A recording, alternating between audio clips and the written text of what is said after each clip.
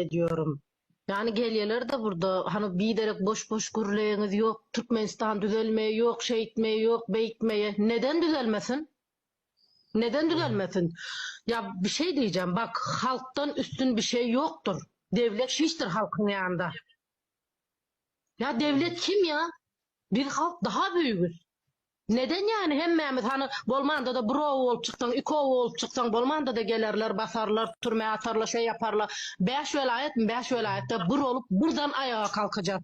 Buradan gerekirse her şeyi, her yeri yakacağız, yıkacağız, dökeceğiz. Gerekirse öyle yapması gerekiyorsa yapacağız. Çünkü neden geleceğimizi göremiyoruz. Göremiyoruz. Hani kalkmışlar burada geliyor yok sen bunu yapamazsın, sen şunu yapamazsın, boş konuşuyor. O içeri gitti. Sen, Bolman'da da tek başına kim ne yapabilir? Kim ne yapabilir? Bolman'da da el ele tutuşursan her şey olur. El ele tutuşursanız. Hazır Bolman'da da ya ben ayağım maşgala ya ayağım maşgala. Vallahi Huday kesin bu damarımdan akacak kan durmasın ya. Akacak kan durmasın. Versin elime kaloşunu. Bir setinden girip sonundan çıkarım ya. O kadar delikanlı bir kadınım ya.